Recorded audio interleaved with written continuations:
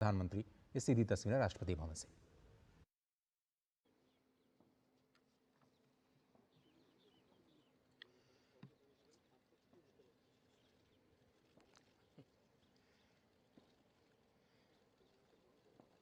नमस्ते साथियों। चुनाव में जैसे हम लोगों को भी दौड़ धूप रहती है, मीडिया के साथियों को भी बहुत परिश्रम करना पड़ता है, रात दिन दौड़ना पड़ता है, अलग अलग लोकेशन को कवर करना पड़ता है। तो आप लोगों ने भी बहुत कष्ट उठाया है। मैं आशा करता हूं कि मीडिया जगत के सभी साथियों का स्वास्थ्य अच्छा रहा होगा और पिछले एक आध सप्ताह का जो विराम मिला है उसके कारण भी अब आप फ्रेश होकर के फिर से मैदान में आए होंगे। तो 18वीं लोकसभा, और वैसे भी हमारे यहाँ व्यक्ति के जीवन में 18वीं इसका बड़ा महत्व होता है। एक नए कालखंड में प्रवेश करता है टीनेज समाप्त करके। ये 18वीं लोकसभा एक प्रकार से नई ऊर्जा, युवा ऊर्जा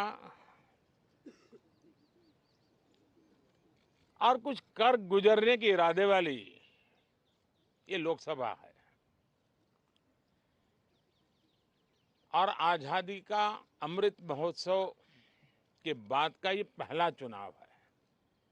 और एक प्रकार से ये वो 25 वर्ष हैं जो हमारे अमृतकाल के 25 वर्ष हैं और जो 2047 देश जब आजादी की शताब्दी मनाता होगा,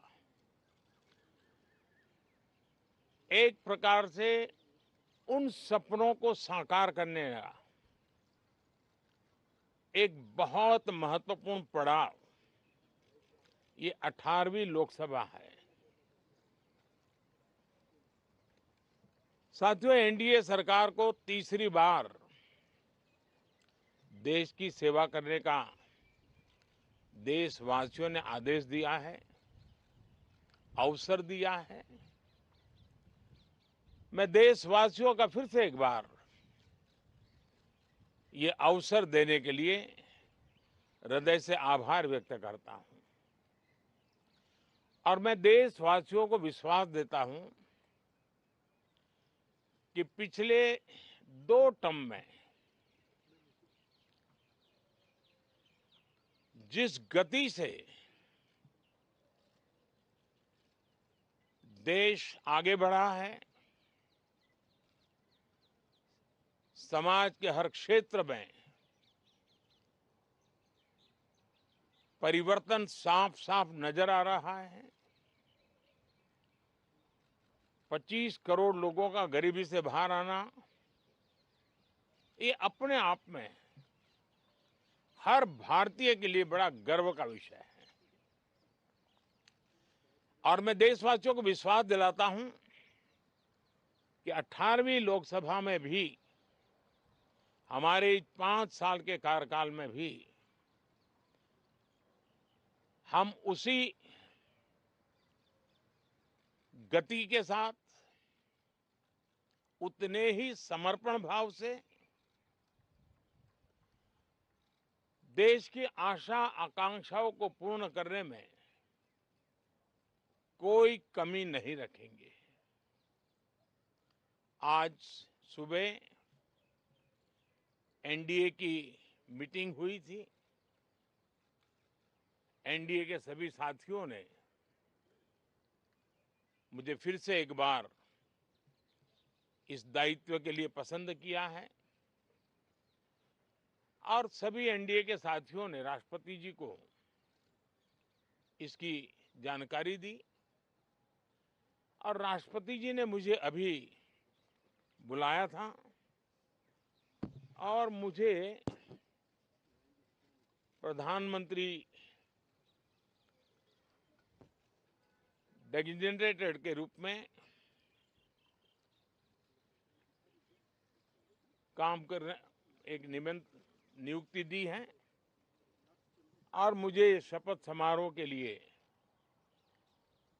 और मंत्रिपरिषद के सदस्यों के सूची के लिए उन्होंने सूचित किया है। मोटे तौर पर मैंने राष्ट्रपति जी को कहा है कि हमें 9 तारीख शाम को सुविधा रहेगी।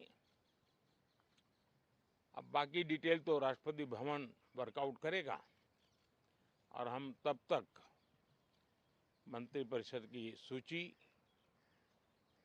राष्ट्रपति जी को सुपुर्द करेंगे। उसके बाद शपथ समारोह होगा। साथियों, सरकार एनडीए की एक प्रकार से एनडीए 1, एनडीए 2 और एनडीए 3 ये एक निरंतरता है और हमारे संकल्पों को लेकर के, सुशासन के प्रति हमारी प्रतिबद्धता को लेकर के और देश के सामान्य जन के सपनों को पूरा करने के प्रयास के रूप में इस निरंतरता को हम और अधिक ऊर्जा के साथ और अधिक व्यापक विजन के साथ आगे बढ़ाएंगे और समय सीमा में लक्ष्यों को प्राप्त करने का हमारा प्रयास रहेगा। 2014 में मैं बहुत नया था। मुझे अब एक लंबे समय तक इस कार्य का अनुभव मिला है, हमारी टीम को अनुभव मिला है और इसलिए हमारे लिए अब तुरंत ही काम को आगे बढ़ाना बहुत ही सरल रहने वाला है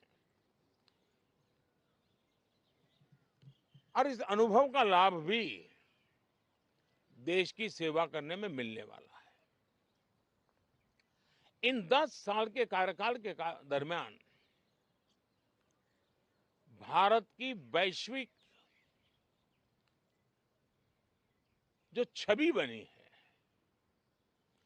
दुनिया के लिए एक विश्व बंधु के रूप में भारत उभरा है, इसका मैक्सिमम एडवांटेज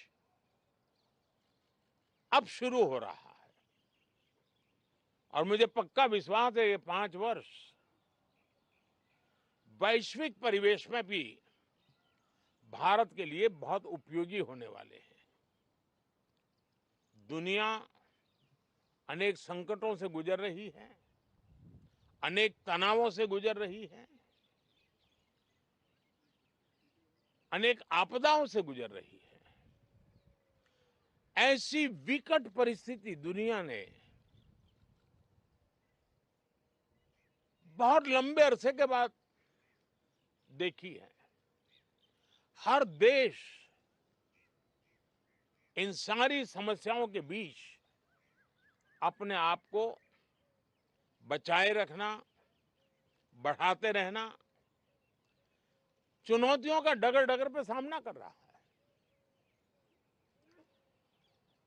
हम भारत वाले लोग, हम भारतवासी खुद नसीब हैं कि इतने बड़े संकटों के बावजूद भी हम आज विश्व की सबसे तेज गति से बढ़ने वाली इकोनॉमी के रूप में जाने गए हैं।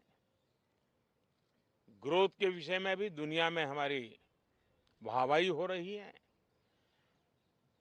अब एक स्टेबल गवर्नमेंट मिलने के कारण और परिचित व्यवस्था और नेतृत्व मिलने के कारण दुनिया का भारत के प्रति रुझान, भारत के प्रति उनका आना बहुत तेज गति से होने वाला है और मुझे विश्वास है कि देश के सभी राज्यों को इसका लाभ मिलेगा। देश की युवा पीढ़ी को सबसे ज्यादा लाभ मिलेगा। विकास के नए ऊंचाइयों को छूने में एक वैश्विक भागीदारी का वातावरण आने वाले 5 साल में बनने वाला है। तो इसी संकल्पों और आदर्शों के साथ हम आगे बढ़ेंगे। मैं राष्ट्रपति जी का हृदय से आभार व्यक्त करता हूं कि एक बहुत बड़े महत्वपूर्ण दायित्व के लिए उन्होंने मुझे निमंत्रित किया है। आप सबका भी दोस्तों बहुत बहुत धन्यवाद। Thank you.